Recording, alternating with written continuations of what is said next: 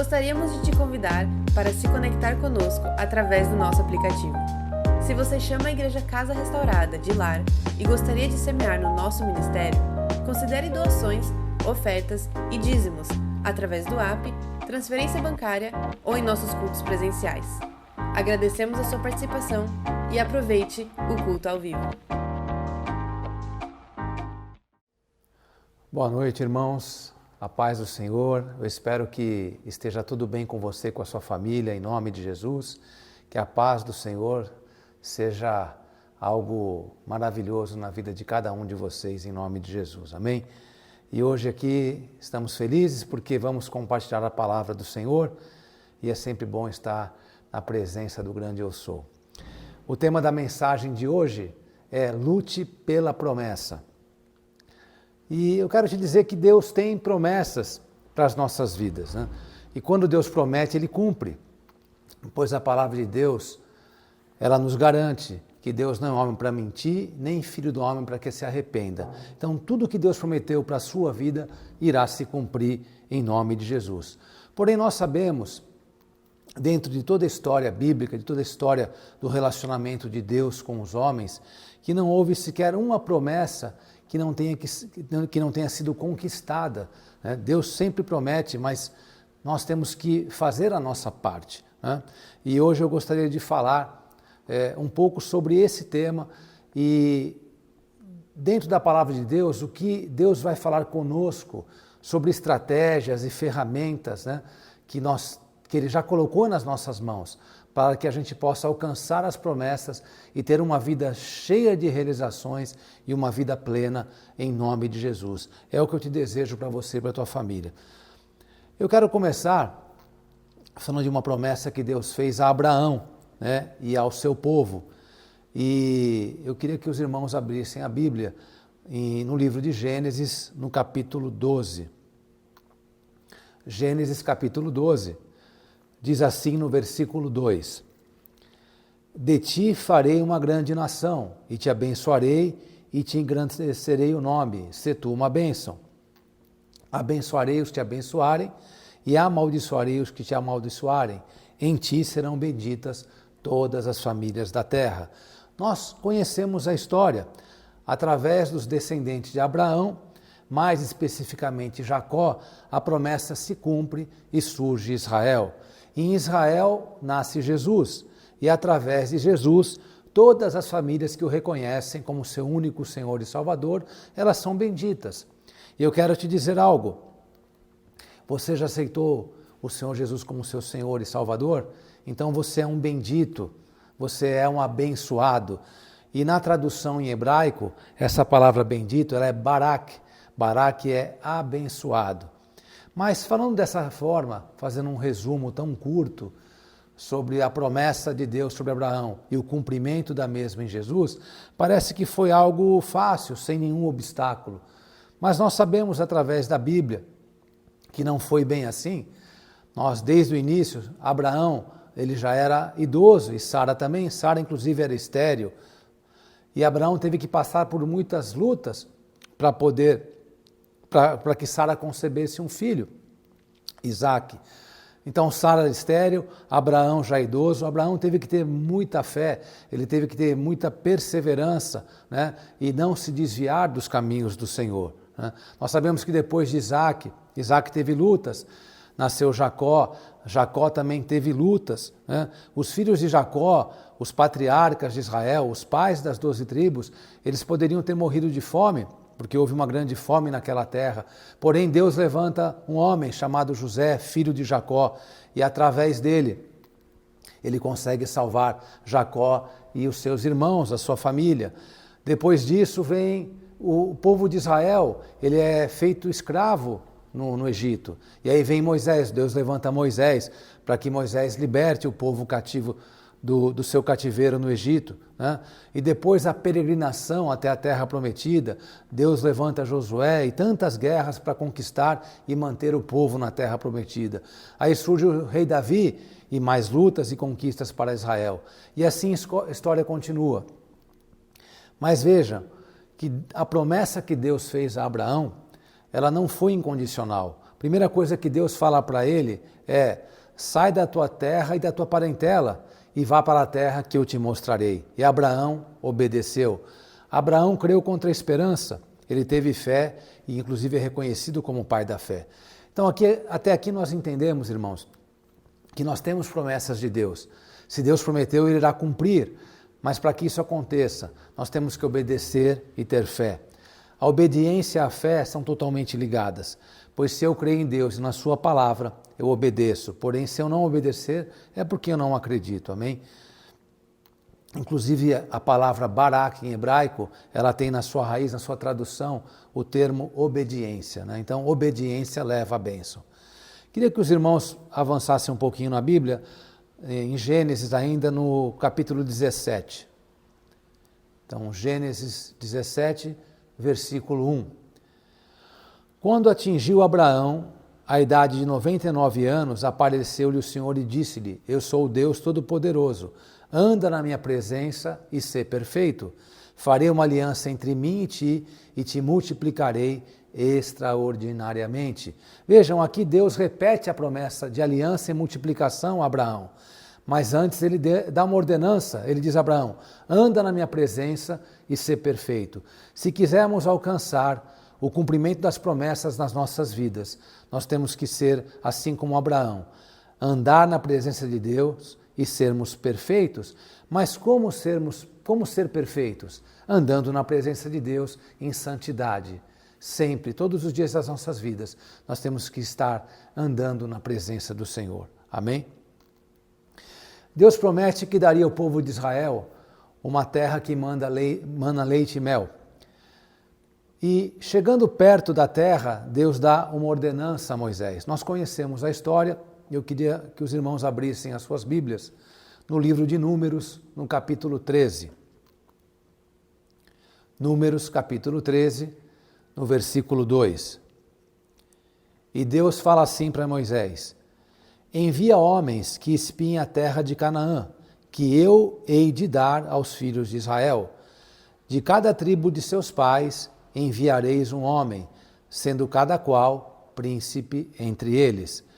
Nós conhecemos essa passagem e Deus pede para que Moisés levante um príncipe, né? um homem que seja reconhecido em cada tribo, né? Para que vá espiar a terra, para que vá fazer um diagnóstico, conhecer a terra de Canaã. Então Moisés levanta 12 espias e os envia para fazer essa análise e reconhecimento da terra. Eles passam lá 40 dias, eles voltam e aí Moisés está diante deles e eles começam a passar um relatório para Moisés e todo o povo está ali ajuntado para escutar, né, esse feedback desses 12 espias sobre o que eles viram na terra prometida. Então eles falam para Moisés e para o povo que realmente a terra era uma terra excelente, uma terra muito boa, que dava excelentes frutos, que realmente manava leite e mel. Porém, eles dizem que os homens que habitam nela são muito fortes, e eles são como gigantes. E eles inclusive falam uma frase: nós parecemos gafanhotos aos nossos próprios olhos e aos olhos deles também. Ou seja, eles passam uma mensagem que a terra é boa, mas que vai ser impossível entrar nessa terra, vai ser impossível conquistar essa terra. E aí o povo se infama e começa a se rebelar contra Moisés, começa a reclamar, a murmurar: por que eles chegaram tão perto e não vão conseguir entrar na terra? Vamos avançar um pouquinho na Bíblia. Vamos até o livro de Números, no capítulo 14, no versículo 6. E a palavra de Deus diz assim: E Josué, filho de Num, e Calebe, filho de Jefoné, dentre os que espiaram a terra, rasgaram as suas vestes. E falaram a toda a congregação dos filhos de Israel, dizendo: A terra pelo meio da qual passamos a espiar é terra muitíssimo boa. Se o Senhor se agradar de nós, então nos fará entrar nessa terra e nola dará terra que mana leite e mel. Tão somente não sejais rebeldes contra o Senhor, e não temais o povo dessa terra, porquanto como pão os podemos devorar. Retirou-se deles o seu amparo. o Senhor é conosco, não os temais. Então vejam, queridos, daqueles 12 espias, daqueles 12 homens que foram conhecer a terra, fazer um relatório da terra, 10 deles falaram para o povo, falaram para Moisés que aquela terra era inviável, era impossível de entrar, né? Os homens eram homens muito fortes, eram gigantes, né? Eles não teriam nenhum tipo de condição de conquistar aquela terra. E daqueles 12 homens, eles enxergaram a mesma coisa, eles viram, tiveram a mesma visão, porém 10 deles tiveram o coração voltado para o medo, tiveram um coração rebelde, não creram na promessa que Deus havia feito a eles.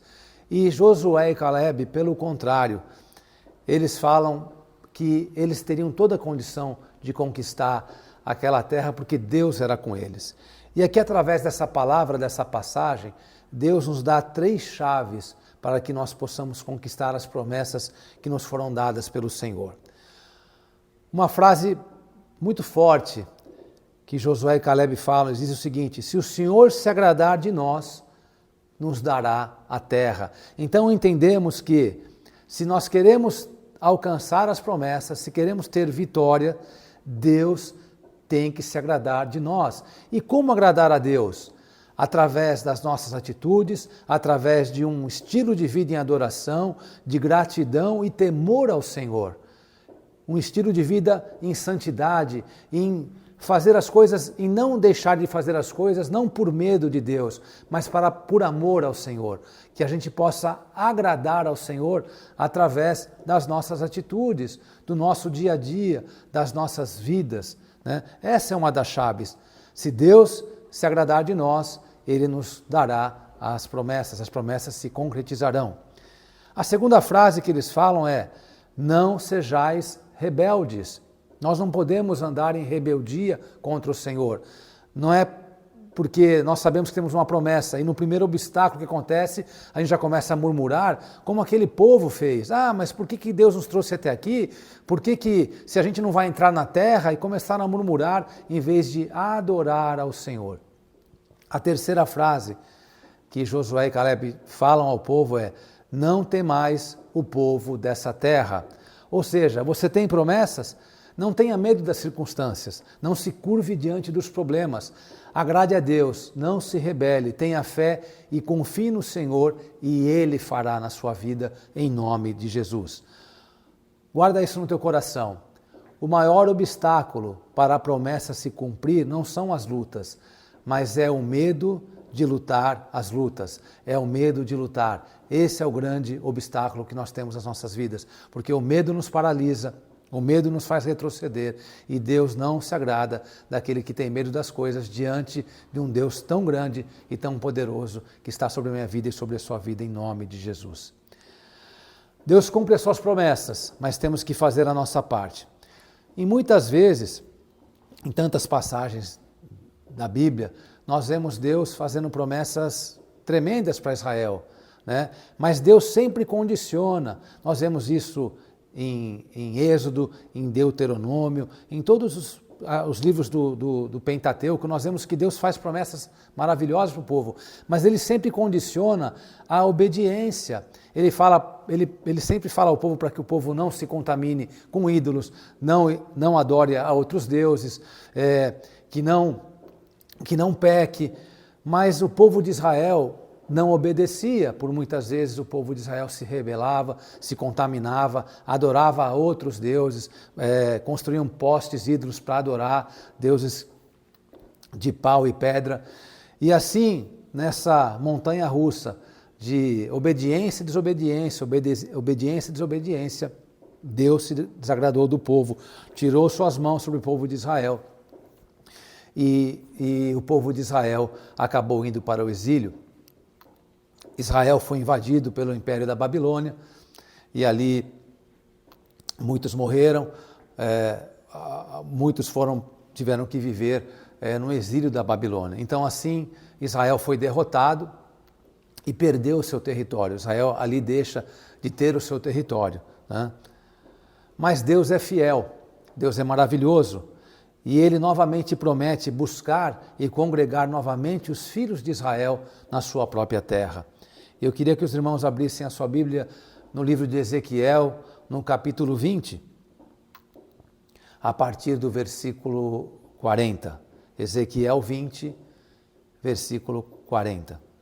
E diz assim: porque no meu santo monte, no monte alto de Israel, diz o Senhor Deus, ali toda a casa de Israel me servirá, toda naquela terra, ali me agradarei deles. Ali requererei as vossas ofertas e as primícias das vossas dádivas com todas as vossas coisas santas. Agradar-me-ei de vós como de aroma suave, quando eu vos tirar dentre os povos e vos congregar das terras em que andais espalhados, e serei santificado em vós perante as nações. Sabereis que eu sou o Senhor, quando eu vos der entrada na terra de Israel, na terra que, levantando a mão, jurei a dar a vossos pais. Glórias a Deus. Amém. Aqui, eles estão exilados, estão sem o seu território, mas Deus faz uma promessa, dizendo que um dia ele voltaria a tirar todos os judeus dos países estranhos, em terras estranhas que eles estão habitando, e iria congregar novamente o povo dele nas terras de Israel. E diz que naquele dia ele seria santificado entre as nações. Agora eu quero dar um pulo longo na história. Mais ou menos 2.500 anos depois,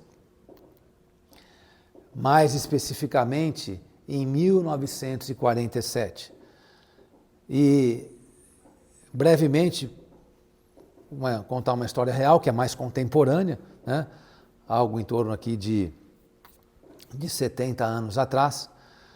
Então, em 1947, logo após o nascimento da ONU, poucos anos após o nascimento da ONU, em uma Assembleia Geral da ONU, presidida pelo brasileiro Oswaldo Aranha, foi aprovada uma resolução de número 181, conhecida como a Partilha da Palestina, onde uma parte do território palestino, sob mandato da Grã-Bretanha, seria destinada à criação do Estado de Israel. Isso foi em 47. Naquela época, a Palestina era uma colônia da Inglaterra, era uma colônia da Grã-Bretanha. No dia 14 de maio de 48, algumas horas antes do término do mandato dos britânicos sobre a Palestina, porque eles tinham um mandato que iria acabar no dia 15 de maio de 48. No dia 14, durante o dia, um israelita chamado Davi Ben-Gurion, ele declara a independência do Estado de Israel.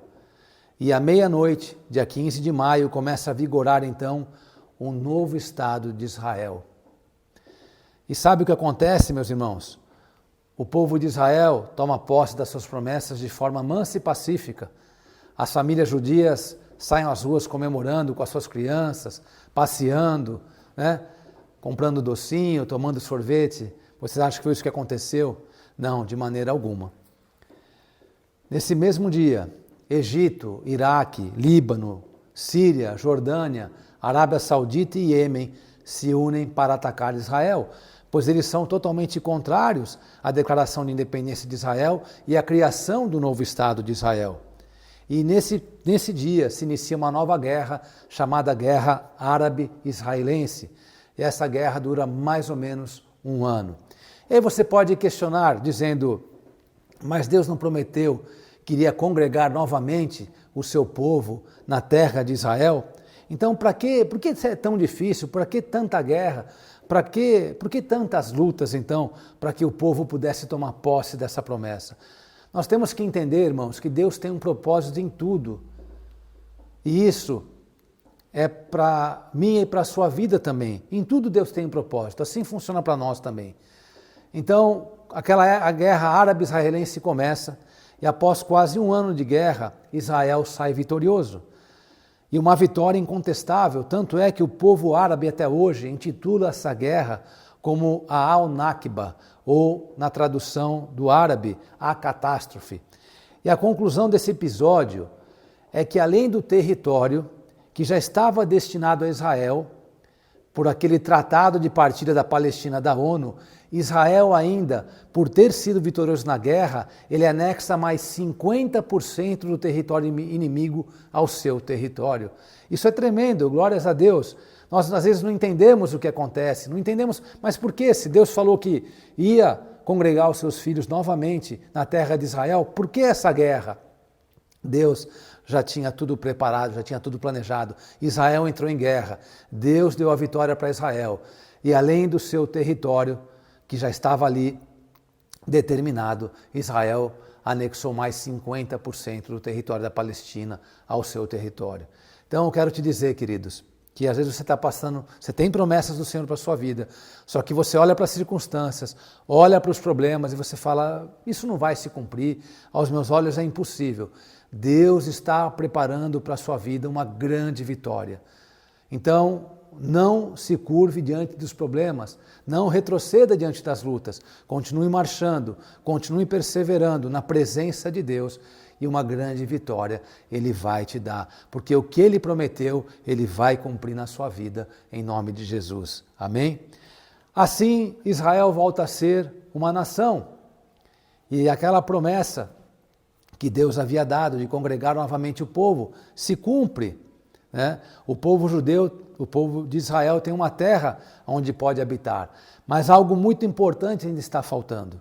E Deus não faz nada pela metade, Ele não faz nada de forma incompleta. Deus é um Deus 100%. Alguns anos depois, em 1967, Egito, Síria, Jordânia, Iraque, com apoio do Kuwait, Líbia, Sudão, Organização da Libertação da Palestina, Argélia, Marrocos, Paquistão e a Tunísia formam uma coalizão e mobilizam suas tropas para atacar Israel. Isso foi em 67. No dia 5 de junho de 67, Israel lança um ataque aéreo sobre o Egito, dizimando toda a força aérea egípcia, destruindo mais de 400 aviões ainda em solo em poucas horas.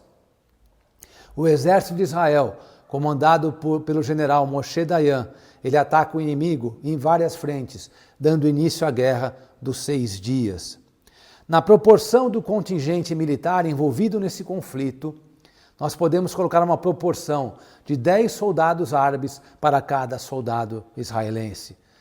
Seria, aos olhos humanos, seria impossível Israel vencer essa guerra, mas, mais uma vez, Deus estava com as suas mãos sobre o povo de Israel, sobre o seu povo escolhido. Deus nunca abandona o seu povo. Eu quero te dizer, meu irmão, que você é Israel de Deus, você é povo escolhido do Senhor e Deus está com as suas mãos sobre a sua vida, em nome de Jesus.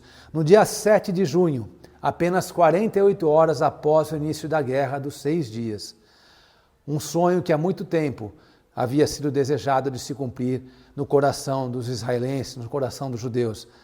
Ele se concretizou de forma tão rápida. E uma mensagem percorreu todo Israel. E o povo gritava assim, nas rádios, entre o povo, entre as casas, se gritavam assim, Har Habayit Beyadeinu, ou seja, o monte do templo está em nossas mãos. Naquele dia, o som do shofar foi ouvido, e soldados israelenses entraram na velha Jerusalém, foram até o Cótel, que é o Muro das Lamentações, o local mais perto, mais próximo do templo, o local mais santo para os judeus. E ali eles começaram a orar, a dançar e a festejar e celebrar mais uma promessa que Deus havia cumprido na vida deles. Tremendo, após 2000 anos, Jerusalém volta ao controle do povo de Israel. A promessa de Deus em Ezequiel se cumpre de forma completa. E como isso aconteceu, meu irmão? As forças de Israel, elas são especiais, elas são muito boas, o soldado israelense, ele é muito forte, né? Não, queridos, Israel teve vitória, porque as mãos do Senhor estavam sobre eles para cumprir aquilo que Ele havia prometido. E eu quero dizer que essas mesmas mãos estão sobre a sua vida, em nome de Jesus. Com isso, irmãos, o que Deus quer falar conosco, aos nossos corações nessa noite? Eu quero fazer aqui, abrir um parênteses e colocar aqui uma passagem que fala da importância de Jerusalém para os judeus. Queria que os irmãos abrissem a Bíblia no Salmo 137. Salmo 137, versículo 1. Às margens dos rios da Babilônia, nós nos assentávamos e chorávamos, lembrando-nos de Sião. Nos salgueiros que lá havia, pendurávamos as nossas harpas, pois aqueles que nos levaram cativos nos pediam canções, e os nossos opressores que fôssemos alegres, dizendo: entoai-nos alguns dos cânticos de Sião. Como, porém, haveríamos de entoar o canto do Senhor em terra estranha? Se eu de ti me esquecer, ó Jerusalém, que se resseque a minha mão direita. Aqui o salmista, ele diz: como haveremos de entoar um canto ao Senhor em uma terra estranha?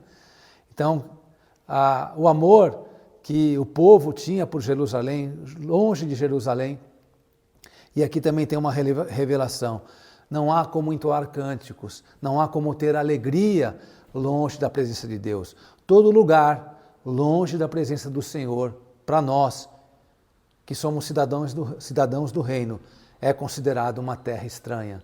Nunca ande numa terra estranha, nunca saia da presença do Senhor. Amém? Eu quero te dizer algo, queridos, eu não sei como anda a sua vida, mas eu sei que o mesmo Deus que tirou o povo de Israel do cativeiro do Egito, o mesmo Deus que levou o povo à terra prometida, o mesmo Deus que congregou os filhos de Israel em sua terra, é o mesmo Deus que está sobre a minha e a sua vida. Nós somos Israel de Deus, em nome de Jesus. No dia 15 de maio de 48, Davi Ben-Gurion proclama a independência de Israel. O inimigo ataca com toda a sua força, não querendo deixar que o povo tome posse da sua promessa. Deus dá vitória ao seu povo. Meu irmão, minha irmã, eu não sei o que você tem passado, nem o que está se passando ao seu redor, mas eu quero declarar nessa noite sobre a sua vida que se você tem promessas de Deus, elas irão se cumprir. E assim como Deus fez com Israel, transformou todo o ataque do inimigo em uma vitória sobrenatural, assim Ele fará na sua vida. Se você tem andado lutando muito, a sua vida tem andado em lutas, você está passando por lutas, meu irmão, dá um glória a Deus. Você está passando por lutas muito grandes, dá um glória a Deus maior ainda, pois quanto maior a luta, maior vai ser a sua vitória, em nome de Jesus. Põe a tua fé e a tua esperança em Deus. Ele nos capacita, nos dá as ferramentas e nos dá toda a estratégia. É Ele quem peleja por mim e por você. Amém, queridos?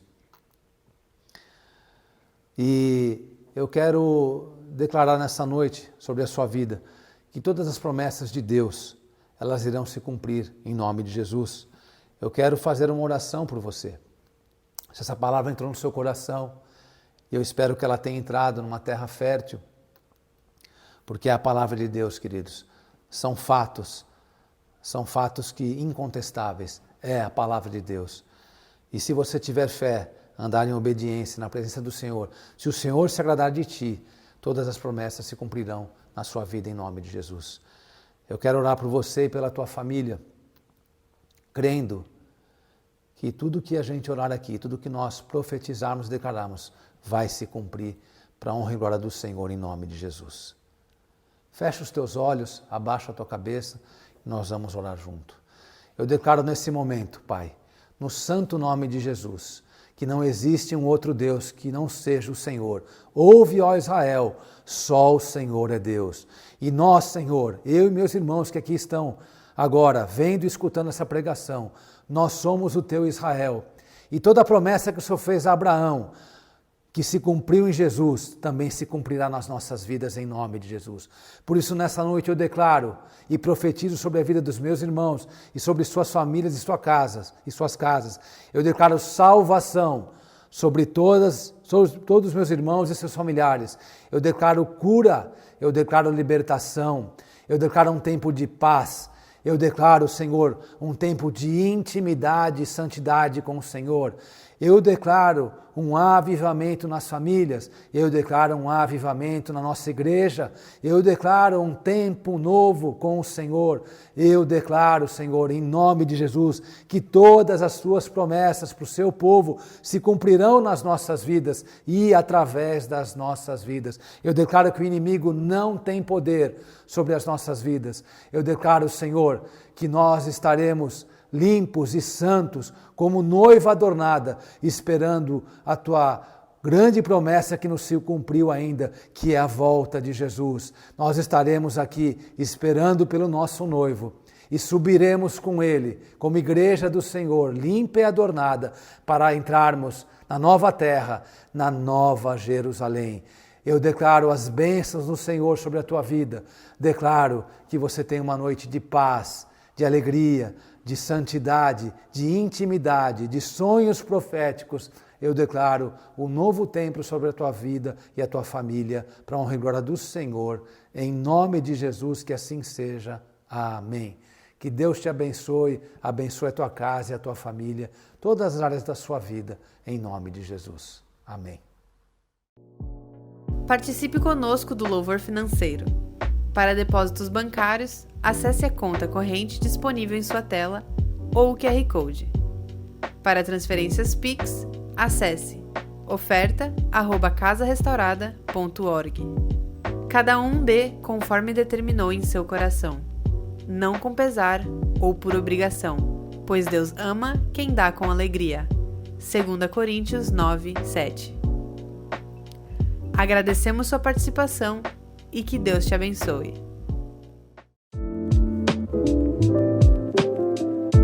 Ficamos felizes com a sua participação. Se você ainda não se inscreveu, inscreva-se no nosso canal para não perder nenhum conteúdo e que Deus te abençoe. Nos vemos na próxima.